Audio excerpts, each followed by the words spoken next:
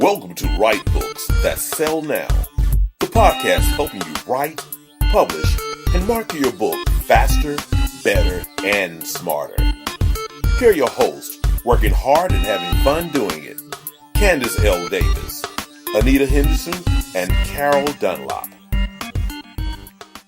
Welcome to Write Books That Sell Now, the podcast that gives you real insight into the real world of being a successful self-published author. I am one-third of the successful trio here, Carol Dunlop, and my two partners in success are here, Anita Henderson. Hey, Anita. Hey. And Candice L. Davis. Hey, Candice. Hey, guys. All righty. We are doing our thing today. So coming up on this episode, we're going to discuss the success of your marketing efforts, or at least how to know you've been successful.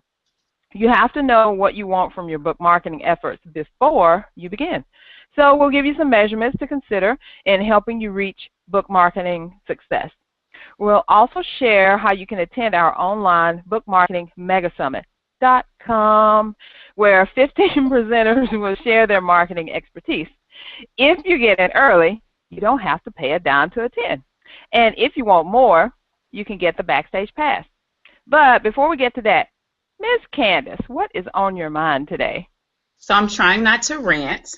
But if it ever starts off like that, trouble. There's a rant in the background. So, right.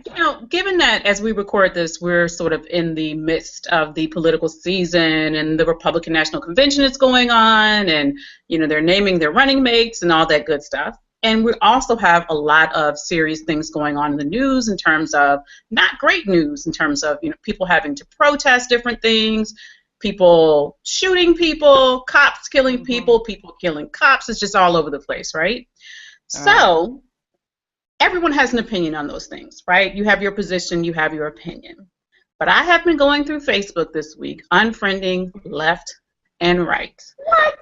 Left and right. I don't care what your political view is. My BFF in California is a staunch Republican. We disagree on a lot of things, and I am a moderate person. She's a more super conservative person, right? So we disagree on a lot of things. I don't think Harry Potter is the devil. She does, but we're still friends. She's entitled to her opinion. We're still friends.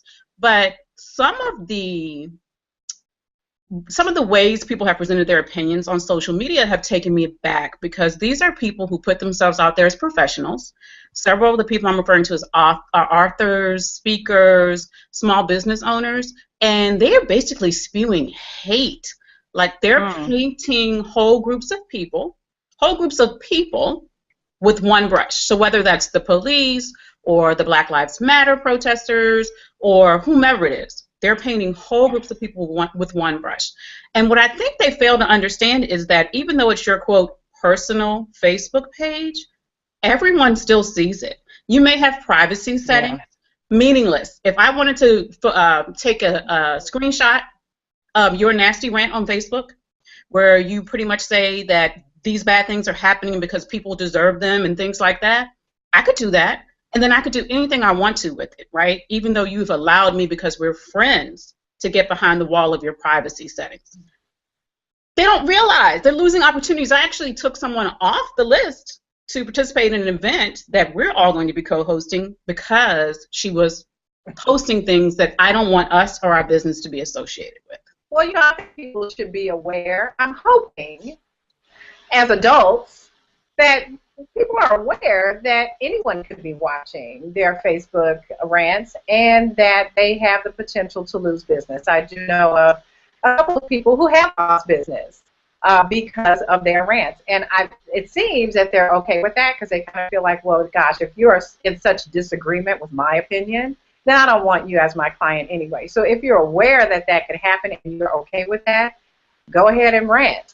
If, however, you somehow are crawling out from under some, rock that makes you, that you've been hiding under, thinking that just because, your privacy settings say that only these 12 people can see my rant, then you're going to be in for a rude awakening. And you should just really prepare yourself for the potential of backlash of insulting people, and if that doesn't matter to you, then go right ahead. The possibility of losing business or career opportunities, just know that that's that's a possibility. Everybody has an opinion, like Candice said. It doesn't mean that you have to voice your opinion on social media. But if that's what your platform is, go for it.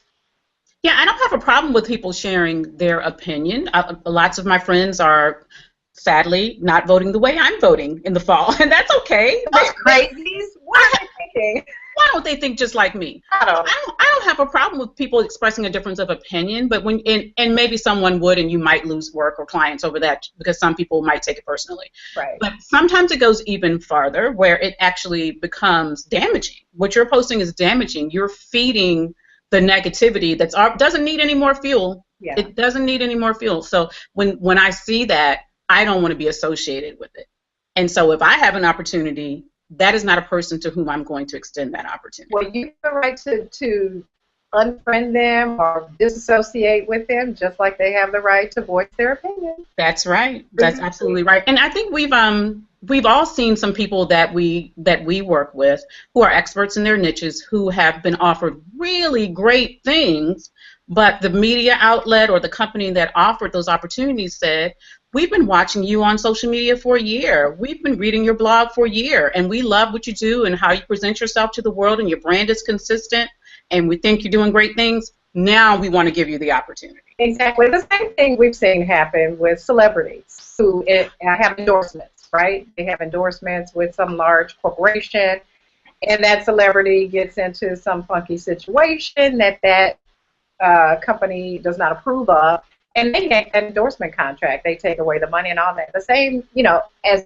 easily as something is given to you or offered to you, it can be removed. And I think that companies and contractors and things like that oftentimes write those things into their contracts, or at the very least, if it's not that serious and that formal, they're just watching you, and you just need to be aware that it's the World Wide Web, and privacy settings mean about that much. And to choose where you share your opinions, is probably best to keep them in a small circle or keep them to yourself. Nothing wrong with that. Well, I want to come in there just for a little bit because I'm the social media person. The thing that people forget about social media is that it is social, but it's much more than that. It's like amplified 10 to 20 to 30% because you are, even though you're behind this computer screen and you don't think about the millions of people who are on the other side of it, and you express your opinion, you're like, well, I'm just expressing my opinion. It's my God-given right. I can do whatever. But the thing that I have a problem with is when you're trying to represent your business and you're putting your personal opinion in with your business. They get intertwined together, and people tend to think that if you're talking like this and this is your business, or you're spouting these beliefs or these opinions or whatever, then your business must be the same way. Now, if you want to, have a separate Facebook personal profile that doesn't share to your, or, Twitter account or Pinterest or whatever, that doesn't share to your business, and you are two totally different people, that's one thing that you can do. But remember, I always say this, whatever you post always gets out there. It doesn't matter. So once you post it, it's just there. So like Anita said, if you don't care, I'm expressing my opinion. I built what was that dude's name? Andrew Dice Clay. He made a living, out of pissing people off. That was his thing. If that's your thing, then fine. But you got to own it, and you got to know that not everybody. Personally, I don't want to hear all that stuff. I have enough junk going on in my life that when I go on certain social media outlets, I want to see good things. I want to, be happy and stuff like that. And I really just don't even cater to the people who are spewing the hate and the lies and, whatever. I just don't want to. I don't want to get in the melee. And that's just how I am. So you have to decide. And the other thing is you have to decide where you want your business to go, because anything that you post online affects your brand. Anything, even if it's your own personal account that's way over here, people will find out, oh, that's who that is. Oh, they must do this. So you just need to be careful with that. It's all marketing, though, right, Carol? It's marketing. So it is. It is definitely marketing, and that brings us back to what we're going to be talking about today. We want to talk about how to know you've been successful with your book marketing. You can do all the promotions and advertising and social media posting and whatever else, but if you don't have a way to measure all of that, and if you don't know what results you want to see in the end, you won't have a clue what worked, what needs to be adjusted, or how close you got to achieving your goal. Now, we're excited about this topic because we're really getting into this with the launch of our Book Marketing Mega Summit that's coming up next week, July 25th through the 29th. It's free. It's a free online conference that you can enjoy from the comfort of your home or office. Don't tell anybody you're enjoying it from your office, though. Find out more about it at bookmarketingmegasummit.com. Now, let's dive into some areas you could measure as you develop your marketing strategies.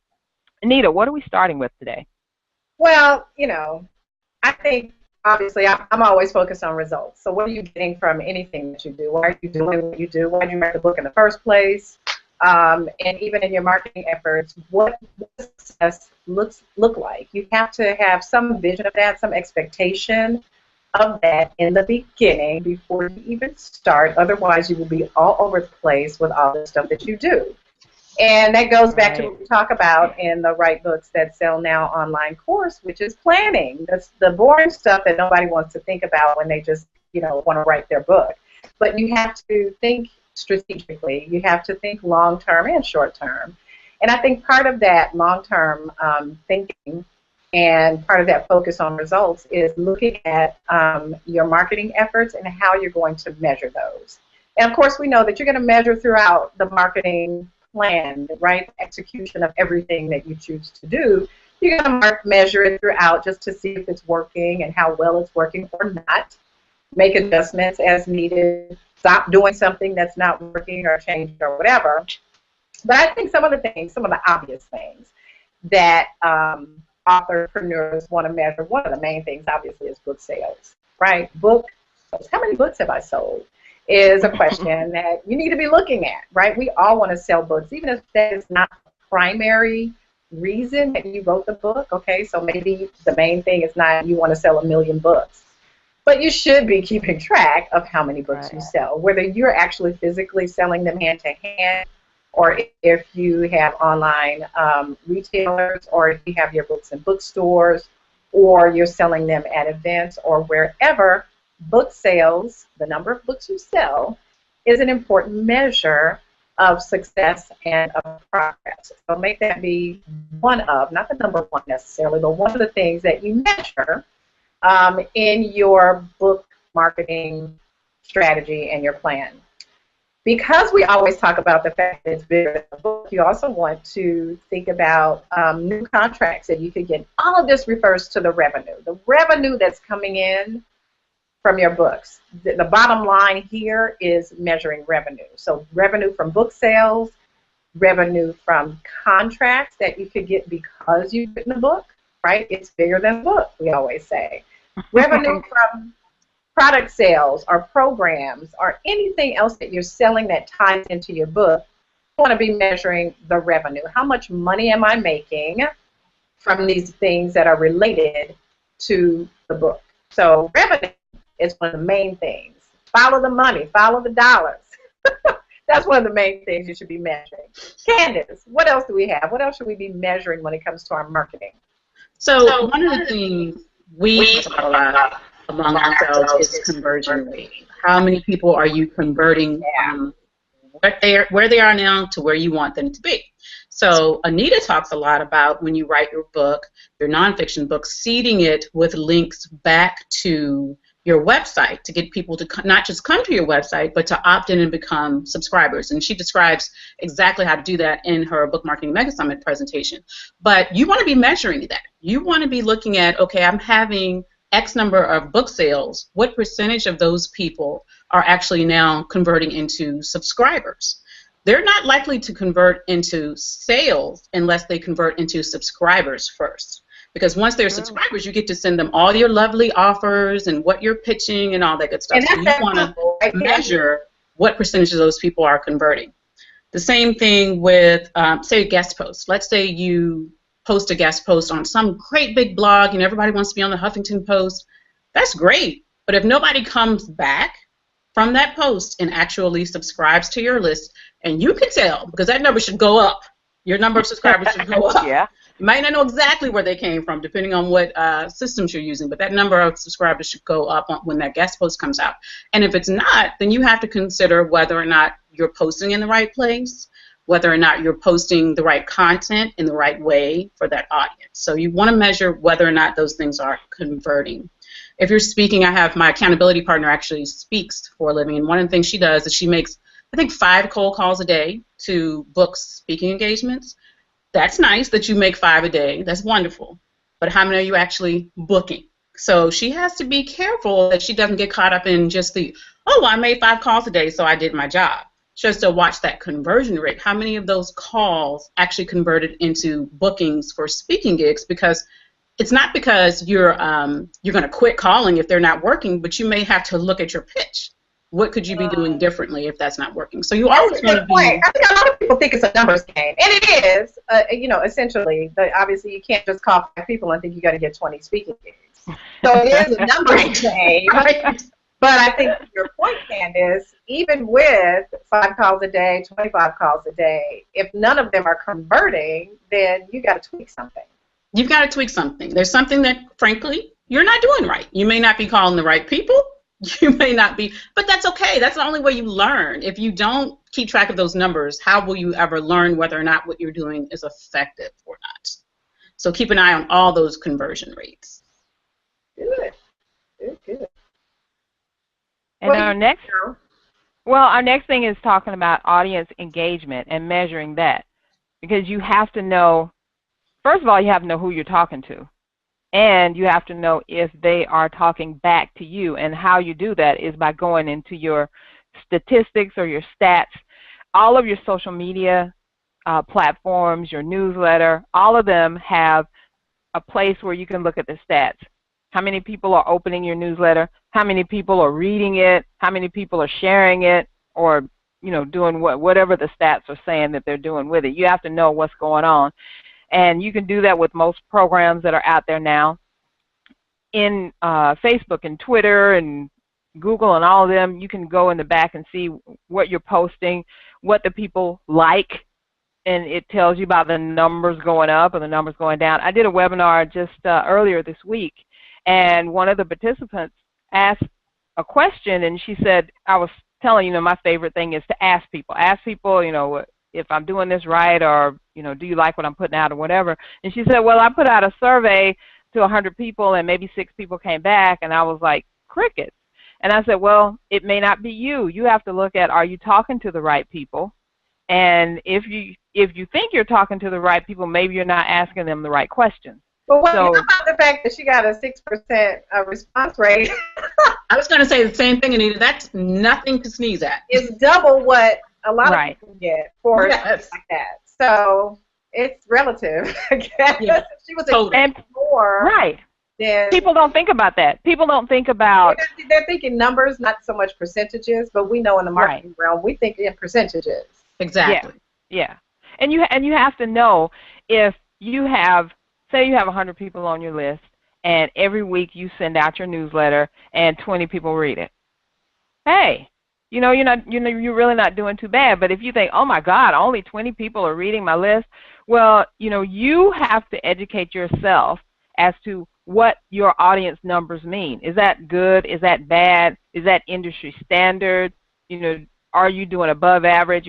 20 people for your industry could be, whoa, that's awesome. Or it could be, oh my God, you need to do something else. So you never, you never know. It's all about audience engagement. It's all about reading the audience. Because once you find that audience, you give them the right message, and you talk to them the way they think that they should be talked to, and giving them whatever content they need, they are going to respond. They can't help it, because they've been looking for you. But if they're not, then, like you said with the other things, we got to change something. Something has to be different. Well, I think one of the keys with audience engagement is something that Candice talks about a lot, and that is consistency.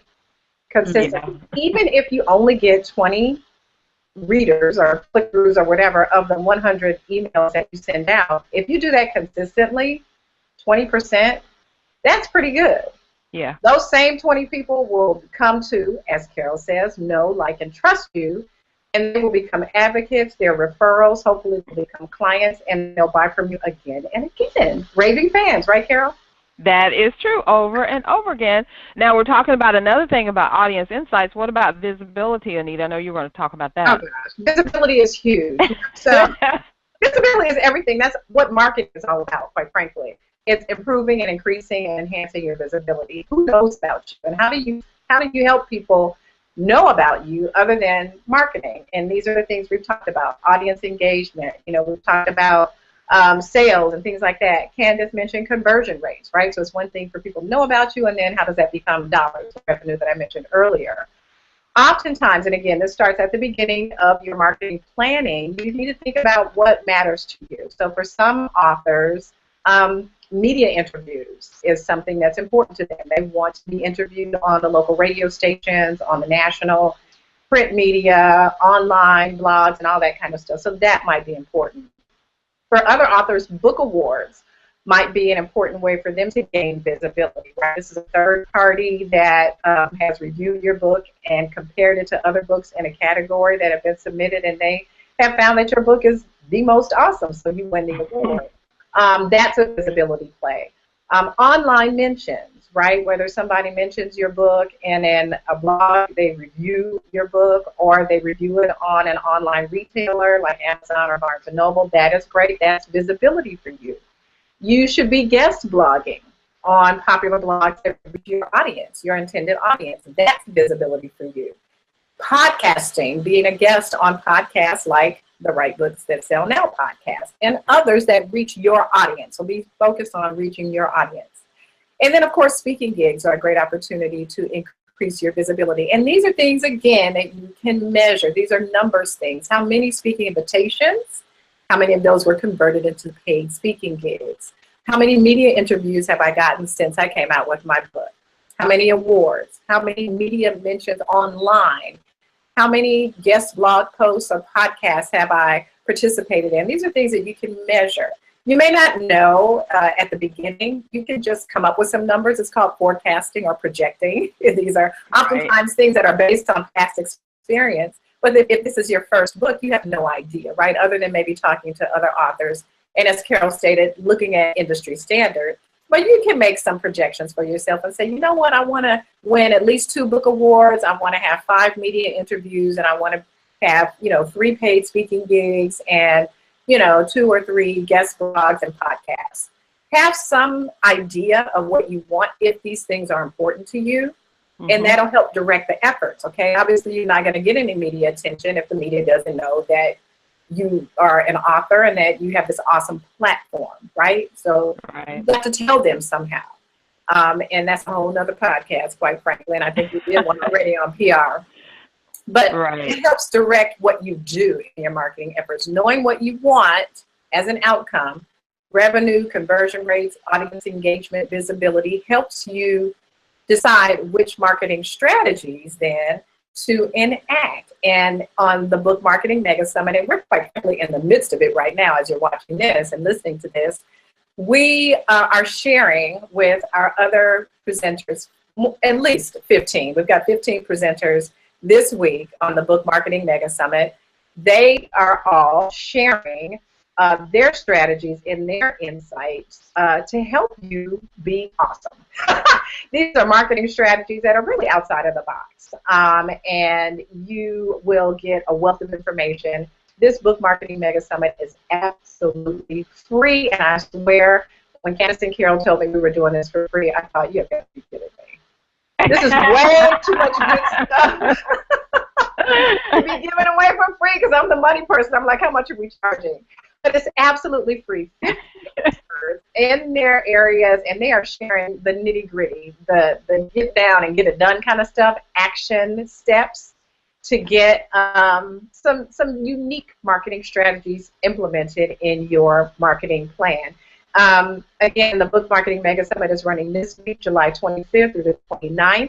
You can go to bookmarketingmegasummit.com to get your free pass. You might have missed a few, but you may be able to go back and check them out. We have an opportunity for you to get lifetime access to all of the presenters, so you want to check that out and how you can do that. And we right now actually want to introduce you to some of the presenters on the Book Marketing Mega Summit. We've shared some of them with you over the last few weeks, and right now we're going to share a few more. Wendy Y. Bailey, love Wendy, okay? She's speaking about insights to increase your impact, influence, and bottom line. She's talking about money, and I love that. You guys know. Wendy Y. Bailey is an international thought leader, sales speaker, world-class mentor, coach, and CEO of Business Beyond Limits. Business Beyond Limits. She is a trendsetter in the coaching industry because of her fearless approach to innovation and her dynamic dedication to inspiring individuals, groups, and organizations to create extraordinary results. She coaches her clients on income acceleration, revenue generation, and client infusion, and I absolutely love it. And again, her session is about insights to increase your impact, influence, and bottom line. She's talking all about the money, and I love that. Who else do we have in line, Carol? Well, another presenter that we have, which I'm totally stoked, and you guys will be too, Diana Needham. She does, her subject is your book marketing strategy from start to finish. Now, Diana Needham is known as the Book Shepherd. She is the founder of Needham Business Consulting, where she helps first-time self-published authors become Amazon best-selling authorities in their field. She brings over 25 years of corporate experience to help guide her clients through technical marketing and public relations programs using a proven approach that gets results. Now, when Diana came on the summit, she was just totally spectacular. And what was so funny about it was we were speaking the same language in different dialects, if that's a good way to put it.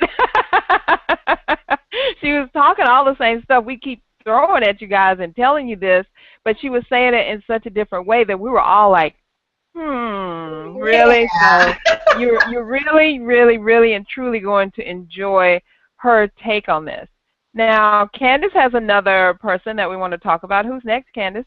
Okay, Carol. I want to talk about Tim Bronson. Tim is a full-time life coach. He's been a full-time life coach and NLP, that's neuro-linguistic programming, practitioner at a daring adventure for well over a decade. Tim has written 9 books, and they've been published all over the world in different countries, not just in English, but in various languages. He also trains other people to be life coaches at CoachTheLifeCoach.com. And Tim's going to talk to you about how you can use your book to help you launch a coaching business or build a coaching business. And it's interesting because I actually joined one of Tim's online groups because I read his book. I read a book that he had co-authored. I had been on his list for a while. You know, you kind of see the emails. You kind of think about working with somebody. But, you know, how much do you learn from a newsletter? How much do you learn from a blog post? But when I read his book, How to Be Rich and Happy, which he co-authored, I was looking for a chance to work with him after that. I know there's going to be a chance. So he's a prime example of how, you know, your book can actually bring you clients and customers. Because I can tell you I pay a lot more to work with him on a monthly basis than I did for that $9.99 copy of the book that I gave him for the book originally. So he's going to talk about how you can use your book to help build your coaching business. And it's a great presentation. He gets straight to the point, which is one of the things we love about him. Excellent. Tim was awesome. Love, love, love having him on the Book Marketing Mega Summit, along with Celeste Johnson. And that's Johnson with no H. We always joke with her about that. Celeste Johnson, she's going to be speaking about profitable speaking strategies for authors. She is just a dynamo. She is hilarious, and she's a lot of fun. She's a transformational speaker and coach. Celeste Johnson is also an expert at energizing and inspiring people to fully utilize their God-given gifts and personal power to facilitate transformations in their lives and in the lives of those they lead. She has been a keynote speaker or trainer at conferences, seminars, and private meetings across the United States, plus a whole bunch of other countries globally. I mean, she's been in Japan, Canada. This woman has traveled to South Africa, Kenya, Ghana. She's been all over the place, so she's highly sought after. Her greatest asset, she says, is her passion for inspiring and challenging people to raise the bar on their personal performance and collective results. And she has this acronym, DARE, D-A-R-E, that she shares with the audience on the Book Marketing Mega Summit. And she talks about how to dare be an awesome speaker and author. And you're going to have to tune in to find out what that DARE stands for. Who else do we have, Carol? Well, I have to say that I missed those past two presentations, especially because I was on vacation. So I know I missed a lot. I can't wait to see them. I've only seen little bits and pieces as I'm editing the thing, but I'm going to watch it, you know, when it's live, so I can actually get the whole feeling. Can't wait to do that. Now, the other presenter I want to tell you about is Terry Hadaway. His presentation is called "Create a Killer Online Course and Be Seen as an Authority," as the authority. Terry Hadaway is the founder of My Thinking Box and is a certified instructional designer with a PhD in adult education. He will share how to create a killer online course and be seen as the authority in your niche. Terry has created educational resources and online courses for people like Michael Hyatt, Dan Miller, Max Lucado, John Maxwell. And if you don't recognize those names, then you definitely need to be on this summit, because there is something going on that you are missing out on. Right.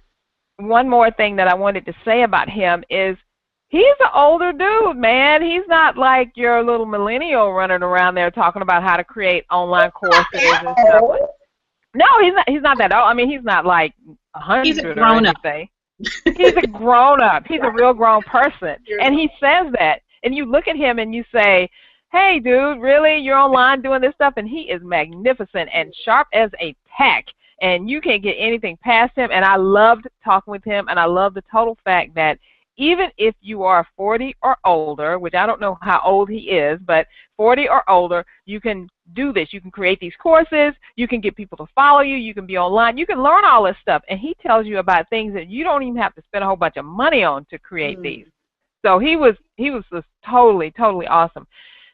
Now, Candice, I think we have one more person. We do.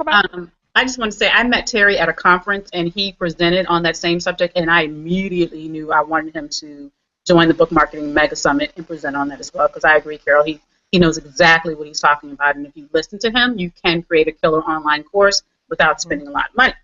Right. But I want to tell you guys about Liz Scully. Liz is going to present about how you can use your book to create a profitable mastermind group, and there are a lot of different variations of mastermind groups out there. She defines it the way that she works in mastermind groups. Emmy award-winning Liz Scully runs mastermind teams that are ridiculously fun and highly effective. I can attest to that because I'm in one of them. She's going to present how you can do the same, and she runs mastermind groups not just for herself, but for other big-name coaches such as Jonathan Fields of the Good Life Project, another name that if you're in online business, you really need to know.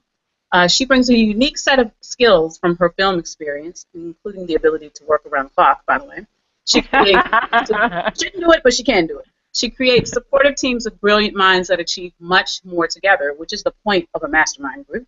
And she has been featured in lots of different places in the media, including the Globe and Mail, Thought Leaders LLC, Body Enlightenment, and Time Out London. In addition to her Emmy, which she won, her work has also been multi-Oscar nominated. And if you don't think that you can create a mastermind group, a profitable mastermind group from your book, or if you haven't figured out how you can do that, you must see this session, because she breaks it right down for you in pretty much any nonfiction book where you are helping people do things, you're sharing a story that's enlightening or educating people, you can create a profitable mastermind group around your book. So don't miss that session with Liz Scully.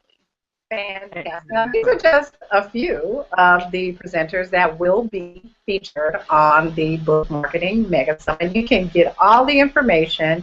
You can sign up for absolutely free at www.bookmarketingmegasummit.com. So go ahead and sign up. If you happen to be looking for the schedule of who's speaking when, you're not going to get it until you sign up. Sign up. Because people like to pick and choose. Well, I'm only going to sign up for this one day or that one day. Yeah. Sign up before you get the schedule. And know that, yes, by the time you watch this podcast episode, we're in the midst of it. So it's rolling strong, and we're excited. And we do want you to get all this information. Again, these folks are talking about marketing strategies that can help you reach your goals and get the results that you're looking for, those measurable results that we talked about on this episode.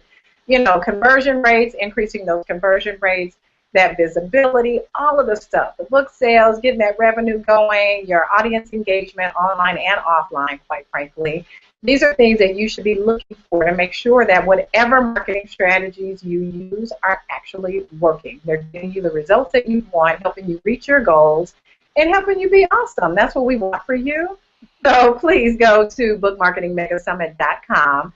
Go ahead and sign up for the phenomenal week-long summit, and also check out how you can get lifetime access to all of these presenters with the VIP pass. And so that is an amazing feature that gives you access to all of the 15 presenters. You can get it in audio, video. We have an awesome workbook that will give you even more insight and strategies. You've got tips, you've got all kinds of information, plus we've got these wonderful Q&A sessions that we're holding at the end of each session with each and every one of the presenters, and giving even more insight. Plus, at the end of the book summit, we've got this phenomenal finale that you're going to love. It is a behind-the-scenes sneak peek live Q&A with us, the Write Books That Sell Now team, plus some other special guests. And you only get that, though, with the all-access VIP Backstage Pass. And we want you to have it. It's totally fun, and it's so valuable. Again, I had to argue with these ladies. They want to, they just want to give everything away. So, but we couldn't give away the VIP Pass, but it's so affordable that you're going to want to go ahead and grab it. So do that. In the meantime, we are so grateful and thankful that you continue to join us on Write Books That Sell Now podcast. We're excited to be doing this on video now, and thanks so much for following us. Yay, Candice says yay. And we do invite you to comment on iTunes and post a review, because those help tremendously. We love hearing your comments. We want you to follow us on social media. We're on Twitter. We're also on Facebook. You can find us at Write Books That Sell Now. We want to hear you. Join our online community. Join the conversation. There's so much going on there. And as always, check us out on the next episode of the Write Books That Sell Now podcast. And until then, we'll see you on the book summit, and we want you to keep writing. Thanks, everybody. Bye, everyone. Bye-bye.